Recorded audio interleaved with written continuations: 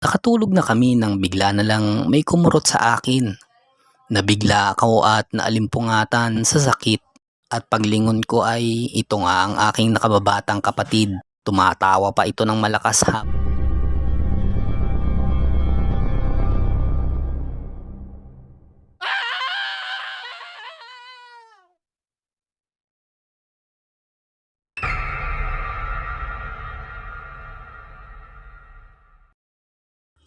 Ika-6 ng Enero, taong 2015, Martes ng alas 6 ng hapon, sa probinsya ng Talisay Oriental.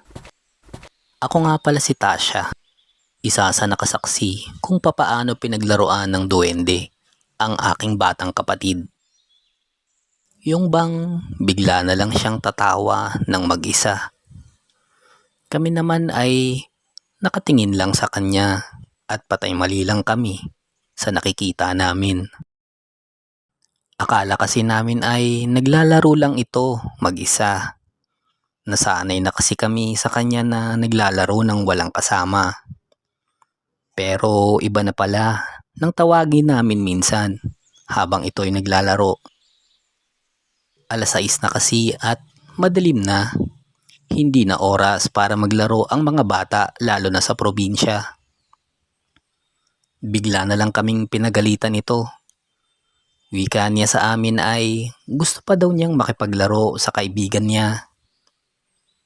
Lumapit ako dahil itinuturo pa nito ang puno.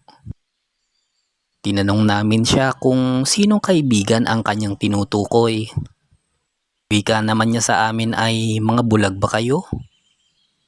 Hindi ba ninyo nakikita ang kalaro ko? Napatitig pa ako ng ilang sandali sa kanyang tinuturo. Ngunit nawerduhan na kasi kami, kaya pinagalitan namin ito. Sinabi namin na wala naman kaming nakikitang kalaro niya. Ayaw niyang makinig at nakipag-argumento pa sa amin. Umiyak ito at nagwala na lang ng hindi namin inaasahan. Nakaramdam kami ng pagkabahala kung ano na ang nangyayari sa kanya. Ang laging bukang bibig nito ay puro laro na lamang. Gusto pa daw ng kanyang kaibigan na maglaro at gusto niyang bumalik sa puno ng kaimito dahil nandun daw ang kanyang kalaro at naghihintay sa kanya. Alas 7 na ng gabi at naging okay na ang lahat.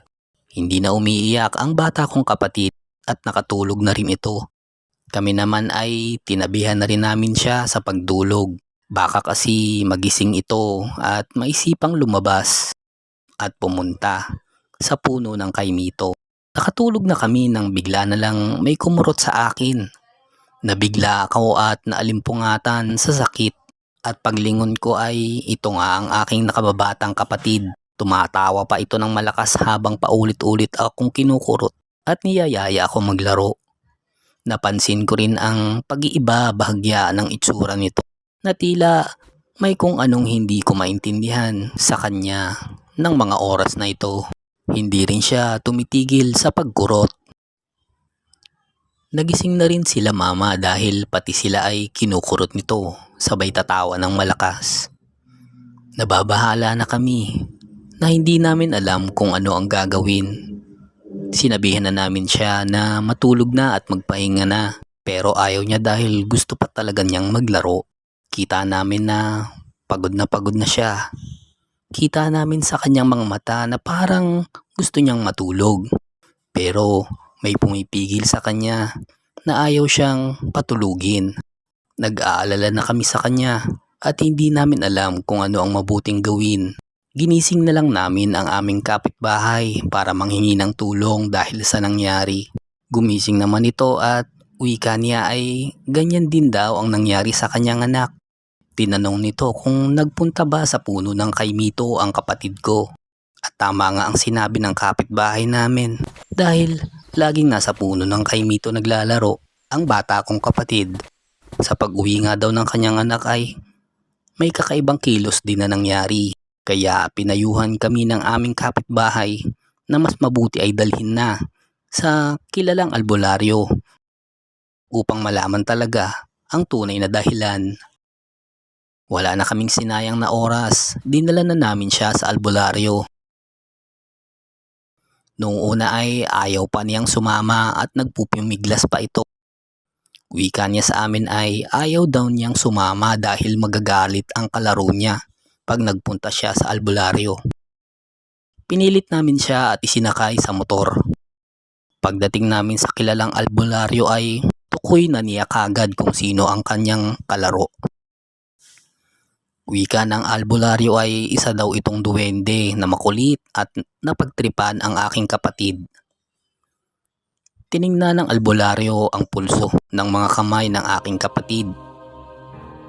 Pagkatapos nito ay may ibinulong na orasyon ang albularyo. Dahil dito ay nakatulog na ang aking nakababatang kapatid. Pinayuhan kami ng albularyo na bantayan ng aking batang kapatid para hindi na ito magpunta ulit sa puno ng kaimito.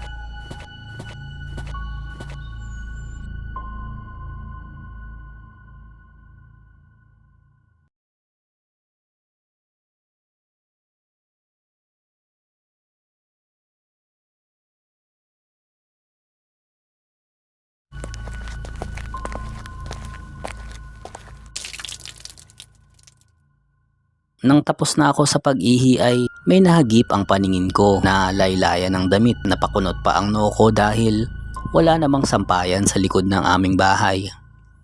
Tumingala ako at ganoon na lang ang takot.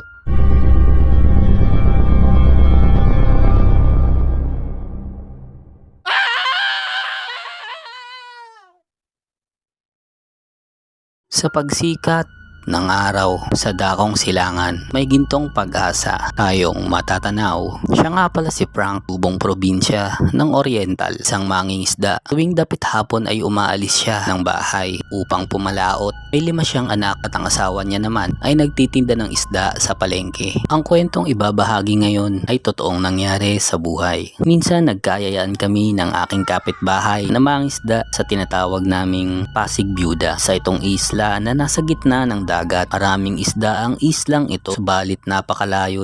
Kung gusto mong mangisda dito ay kailangang madaling araw pa lang ay papalaot ka na. Upang pagdating ng dapit hapon ay nasa Pasig Byuda ka na. Pagkasunduan namin ng aking kapitbahay na aalis kami ng 2:00 ng madaling araw. Magdadala lang kami ng bigas at saka tubig upang may mailuto kami dahil sa susunod na araw pa kami uuwi. Sinabihan ko siya na ako na ang pupunta sa bahay nila sapagkat madadaanan ko lang naman ang kanilang bahay. Tumango naman ito. 2:00 pa lang ng madaling araw ay gising na ako. Nising ko na rin na ang aking may bahay upang tulungan ako sa paghahanda ng mga kakailanganin ko. Nagsahing ako ng kanin at nagluto naman ang asawa ko ng ulam. Dinamihan na niya upang mabigyan ko ang kapitbahay namin. Lumabas ako ng bahay dahil sa tawag ng kalikasan. Pumunta ako sa likod ng bahay.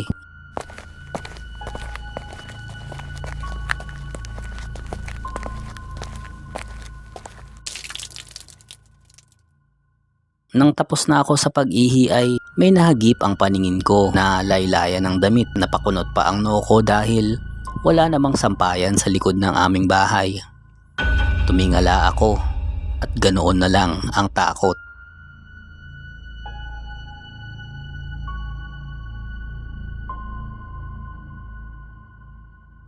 Nang makita ko ang isang babaeng napakahaba ng buhok. Natabunan na ang mukha nito ng kanyang makapal na buhok. Nakalutang ito sa ere. Gusto kong sumigaw pero walang boses ang lumalabas sa aking bibig. Gusto ko ring tumakbo, subalit hindi ako makagalaw. Unti-unti itong pumapaibaba ang babae. Pinakita niya ang kalahati ng kanyang muka. Doon ko lang natitigan ang mukha niya. Nakatabing ang kalahating buhok nito ng isang mata at ang kanyang kalahating muka ay napakaputla.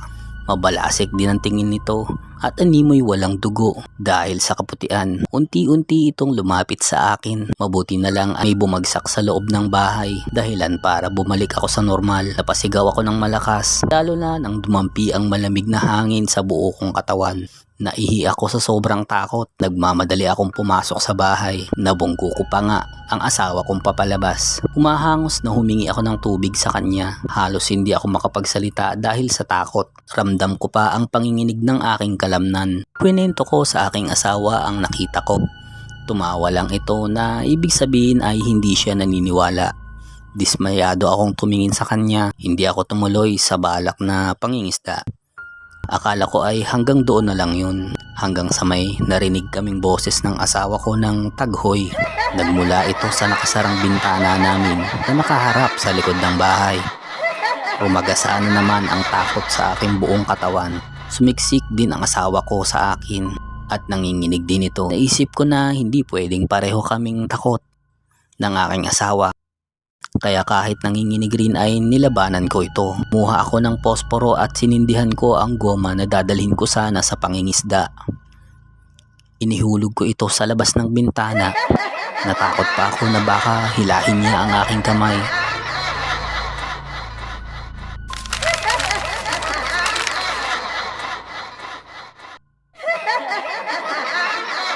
Wala namang nangyari. Nang kumalat na ang mabahong amoy ng goma ay biglang nawala ang taguhoy sa likuran ng bahay. Nakahinga kami ng maluwag ng asawa ko dahil hindi ito pumasok sa aming bahay. Magpaganon pa man ay hindi na ako nakatulog ulit. Bagkos nakikiramdam pa rin ako sa paligid. Narinig ko ang pagtilaok ng manok. Tiningnan ko ang orasan. 5:00 na pala ng umaga. Nagtaka pa ang kapitbahay ko kung bakit hindi ako pumunta sa kanila. Sinabi ko na lang na hindi ako nagising ng maaga dahil sa pagod. Hindi ko na ikwento ang nangyari sa akin dahil alam kong hindi rin naman ito maniniwala.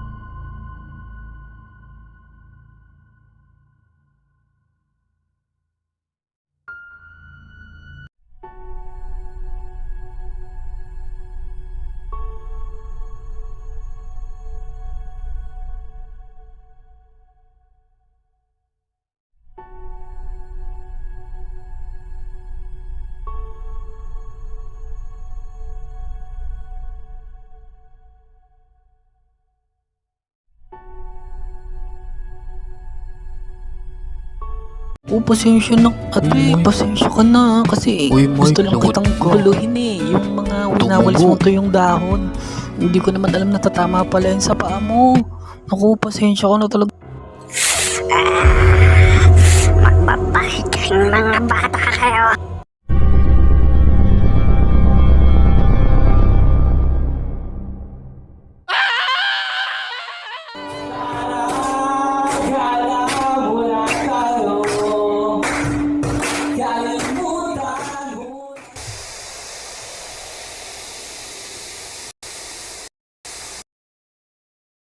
Sa mga batang 90s, baka pwede nyong ikwento kung gaano kasaya ang buhay nyo noon nung bata kayo. Kung gaano kasaya ang maglaro ng trumpo. Maraming salamat. Isa akong pilyong bata. Madalas akong lumalabas sa mga oras na ipinagbabawal na ng mga matatanda. Lalo na sa probinsya. Yun bang 6:00 pa lang dapat lahat ng tao ay nasa loob na ng bahay. Pero ako yung tinatawag na pasaway kumbaga at talagang mapapalo sa kakulitan. Ako si Mike, 13 taong gulang ako nung na-experience ko ang kakilakilabot na pangyayari. Madalas kami maglaro ng aking pinsan sa kabilang baryo kung saan may malawak na espasyo. Trumpo kasi ang uso sa amin noon at may mga nakilala ako sa aking pagiging sobrang gala na mahilig din sa larong ito. Isinama nila ako sa bakanting lugar na pwede namin paglaruan ng trumpo. Pinakilala ko din sila sa aking pinsan na kasama ko lagi sa paglalaro na si Romy na siyang nag-aaral palang magtrumpo. 4 kami na naglalaro sa may bakanting lugar kung saan hindi matalahib at may patag na bato na pwedeng maglaro. Hindi namin napansin na madilim na. Agad kaming nagkayayaan na umuwi na. Ngunit sa aming 4 ay ako lang ang ayaw pa sana.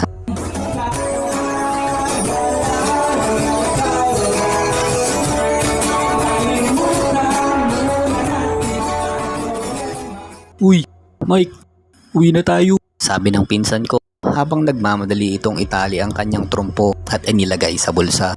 Narinig naman ito ng dalawa pa naming kakilala. Uwi na kayo, andyan na ang aswang. Wah! Sabay tawa ng mga ito dahil hindi naman kalayuan ang kanilang mga bahay na nag-ayos na din ang kanilang mga daladalang trumpo at pauwi na rin. Sige na nga, tara na. Pagkadismaya akong sagot kay Ronnie, ang aking pinsan na patingin-tingin pa sa paligid na parang may kinatatakutan. Nagpaalam na kami sa isa't isa. Medyo mabilis ang ginawa naming paglalakad dahil nasa kabilang baryo pa kami at malayo pa ang lalakarin. Hindi kami yung mga matatangkad na tipo ng bata, kaya medyo maliit ang aming mga bias. At mabagal pa rin kaming makakarating sa aming bahay kahit bilisan pa namin ang paglalakad. Sa paligid ay may matataas na puno at matalahib. Bihira na din ang bukas na ilaw sa mga gilid na bahay. Kami na lang ang tao sa labas ng mga oras na yon. Habang tumatagal ay patulog na ang liwanag sa aming paligid. Tinatahak namin ang isang malawak na kalsada nang may makita kaming isang babaeng nagwawalis. Medyo malayo pa ito pero tanaw namin dahil sa kanyang puting damit. Kilala ako sa pagiging makulit at pilyong bata doon sa amin. Wala akong pinipiling edad sa aking pinagtitripan. Basta't sinapian ako ng aking saltik sa aking isipan ay gagawin ko ito. Kaya madalas din akong may kaaway sa aming lugar. Balik tayo sa kwento. Habang naglalakad kami ay papalapit na sa dalagang nagwawalis ay biglang sumagi sa aking isipan kung bigla akong paikutin ang aking laruang trumpo sa gitna ng kanyang winawalis na tuyong mga dahon. Tawa kong bigla. Bigkas at lingon ni Ronnie na parang may pagdududa sa akin habang naglalakad ng mabilis. Haha, may naisip lang ako. Makikita mo yung babae? May gagawin ako. Manood ka lang. Uy, Mike. Anong gagawin mo? Hindi pa man nakakaisip ng bagong tanong si Ronnie ay nagulat na lamang siya nang bigla kong itinira ang aking trumpo sa winawalis ng dalaga. Ngunit hindi ito ang aking inaasahan. Tumama mismo ang trumpo sa paa ng dalaga. Pasensya na. Ate, pasensya ka na kasi gusto lang kitang guluhin eh. Yung mga winawalis mo to yung dahon. Hindi ko naman alam na tatama pala yun sa paa mo. Naku, pasensya ka na talaga. Magbabait kayong mga bata kayo. Mamaya pa sana ako kakain. Ayoko ng mga matutulis na bagay. Umanda kayo. Nang mga oras na yon ay gusto ko sanang maging mabait na bata. Pero huli na ang lahat. Naghiwalay ang katawan ng babae. Nagimbal kami ni Ronnie. Isa pala itong manananggal. Hindi namin napansin. Bilog pala ang buwan ng gabing ito. Hindi na kami nag-aksaya ng panahon at tumakbo na kami. Hindi namin alam kung saan kami pupunta o saang direksyon ang aming tatahakin.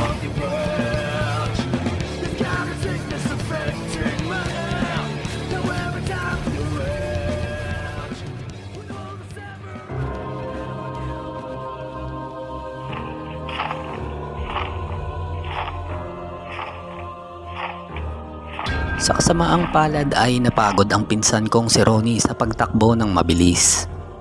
Bigla na lang itong bumagsak na agad ko namang ikinagulat dahil sa lakas. Imbis na humingi ito ng tulong ay sinabing tumakbo na ako. Ngunit hindi ko kayang tanggapin na ako lamang ang makakaligtas. Kaya kahit ako'y kinakabahan, binalikan ko si Ronnie. Tinawag ko ang manananggal. Tumakbo ako sa ibang direksyon upang ako ang habulin niya. Ngunit sa direksyong aking tinatahak ay may dalawang anino sa aking harapan. Hindi na ako pwedeng huminto sa bilis ng aking pagtakbo. Malapit na rin akong mapagod at ilang sandali pa ay bigla rin akong natumba. Binalikan ng manananggal si Ronnie. Nang ako ay matumba, naaninag ko pa na si Lolo na pala at si Uncle Ariel ang dumating. Bagya naman ang nawala ang aking kaba. At meron pang hawak na bote si Lolo. Si Uncle Ariel naman ay may hawak na sibat. Binantayan ni Uncle Ariel si Lolo habang papunta ito sa kalahating katawan ng manananggal. Lumakad ng marahan si Lolo papunta doon sa nahating katawan. Ngunit nang tinawag niya na ang manananggal ay naging mabait ito at parang nagpapaliwanag pa. Ngunit hindi pa man tapos magsalita ay isinaboy niya ang asin at ang dinikdik na bawang na agad na kinagalit ng manananggal para itong masisiraan ng ulo at sinugod si Lolo.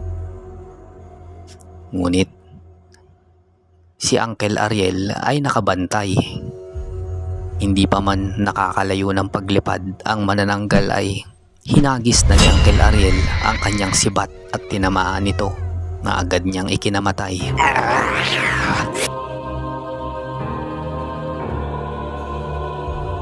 Sa pagsigaw naman ng manananggal na ito ay nagising sa pagkakahimlay si Ronnie.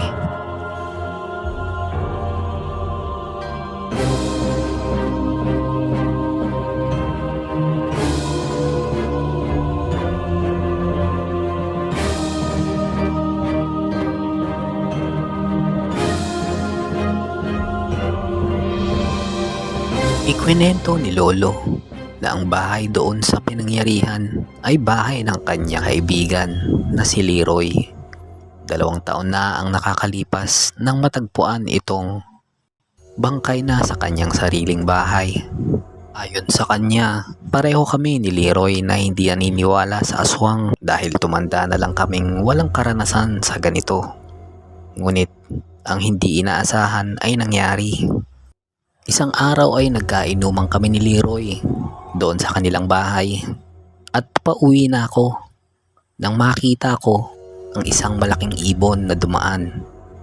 Bilog din ang buwan ng gabing iyon, ngunit hindi ko ito pinansin. Kinabukasan nga ay natagpuan si Leroy at nagdas na ang bangkay nito.